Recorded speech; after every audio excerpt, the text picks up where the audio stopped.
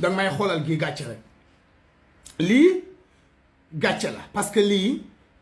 tuddul victoire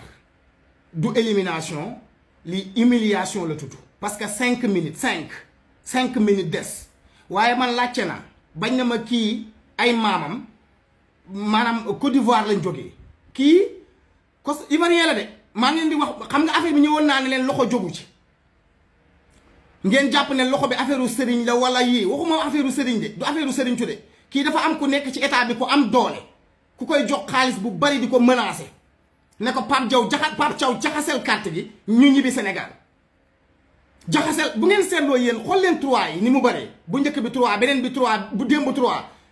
Sénégal loo seqal 3 Pape Thiaw mel ni victoire da koy déranger et un incubo per lui ma io non riesco a capire 5 minutes 5 surtout penalty bi dañoo waroon a abbandonare ragazzi ieri dovevamo abbandonare il campo come avevamo fatto con il Marocco sì perché il calcio non richiede l'educazione ragazzi dañoo waroon a abbandonare waaw dañoo waroon a abbandonare ieri démb dañoo waroon a abbandonare campo bi siete stati fin troppo gentili ragazzi troppo educati i marocchini ñëw naan ay il karma yéen xam ngeen il karma nan ngeen sa ko doyloo yàlla rek sant yàlla ñun ñu gëm yàlla lañ ñun champion d'Afrique ñun même bu ñu avancé woon tuuti sax duñu jikk rawatina beneen bi ci topp ñun ñu ngi jooy naqar gi pare gu ñu jomaay yor xalimaam jomaay mu nga Sénégal di def lu ko saf jomaay ya ngay rëkk dëkk ba ñun ñu ngi jooy noppeeguñu moom sax du Sénégal jomaay incroyable lii ku ma ko waxoon du ma ko gëm on a perdu le match le plus facile de l'histoire du football du ma wax de l'histoire du Sénégal de l'histoire du football un match très maîtrisé du début à la fin mais benn simple erreur bu Pape Thiaw def ci ay changement il nous a coûté cher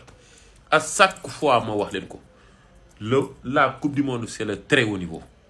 Le haut niveau a ses propres exigences et puis les erreurs ça paye casse. Un match de football dure 90 minutes. Malheureusement pour nous bukki bi mat équipe africaine yëpp moo ñu mat muy relâchement fin temps nan la mën a équipe champion d'Afrique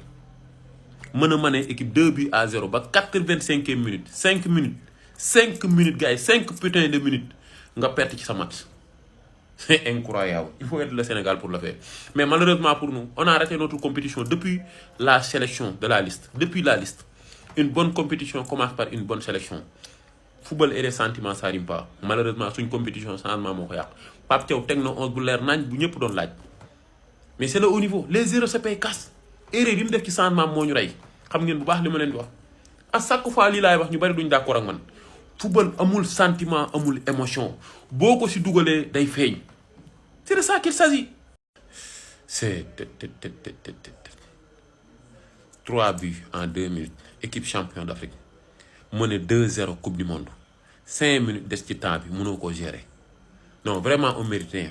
ñun suñ meilleur troisième bi ñu jël sax dañ ko waroon a joxe très franchement yàlla tàcc nañu ba sonn yàlla teg nañu loxo ba sonn mais vraiment gars yi malheureusement pour nous nañ ko waxte dee pare wuñu woon ci coupe du monde bi on mérite pas de même buñ demoon 8e de finale on méritait pas de jouer les 8e de finale d'une coupe du monde maanaam on a tout raté dans cette coupe du monde publication liste bi émotion yi Pape Thiaw ci changement yi ci classement yi détails yi ci fédération bi tout football du fen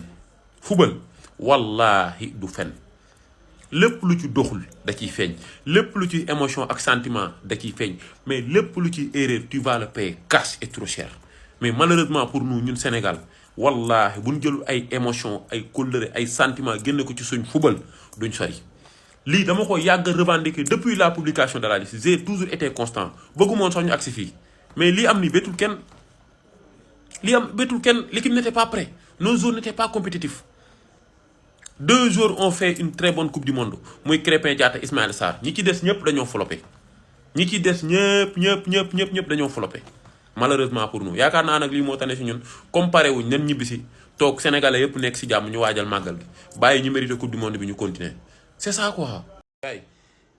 metti na trop xam naa ni metti na trop tey gars yi duñu reer duñ nelaw gis ngeen sama bëti nii barke Seydina Mohamed mais nan ñibbi si toog quoi ñëpp nekk si jàmm moo gën parce que pare wuñ l'équipe n'était pas prête gars yi c'est pas facile à dire c'est pas facile à entendre mais l'équipe n'était pas prête maanaam ñun pare wuñ woon ci coupe du monde bi pare wuñ depuis la liste nag non seulement Pape Thiaw convoqué wu ñu war a convoqué joueurs yi compétitif sentiment bari na ci colère bari na ci ah non ba pare y a trop de joueurs yoo nga xam ne vraiment il mérite pas de porter le maillot de l'équipe nationale du Sénégal waruñu dem coupe du monde du ay caaxaan coupe du monde wallahi du ay caaxaan chaque jour ma wax ko ñu bëri naa waaj daa bëri wax waaj ñi vidéo yi c'est parce que dama doon alerter à chaque fois coupe du monde du ay caaxaan coupe du monde du coupe d'Afrique coupe du monde bépp erreur boo def tu le paye cher erreur boo def tu es mort concentration de la première à la 90e minute beneen bi stop mental amuñu ko Pape Thiaw niveau bi daf ko dépassé Pape Thiaw amul niveau yor équipe bi très franchement jëlal nañu CAN on lui sera éternellement reconnaissant mais très franchement Pape sa waay na démissionné wala ñu jël suñu équipe ñu jël ko jox ko tubaab bu fi kenn waxaat ay génération 2002 cadre ak affaire yooyu nañ jël suñu équipe ñu jox ko tubaab boo xam ne lijjantiwul kii mooy Massamba wala kii mooy Mademba méritocratie lay dem muy mag muy xale ku mérite football ku mérite football toog coupe du monde bi moom on l'a raté depuis la liste une bonne compétition commence par une bonne sélection léegi nag faudra faire table rase metti na trop mais nañ xam ne coupe du monde bi pare wuñ woon ñu muñ xaar yeneen échéances yi moo gën quoi très franchement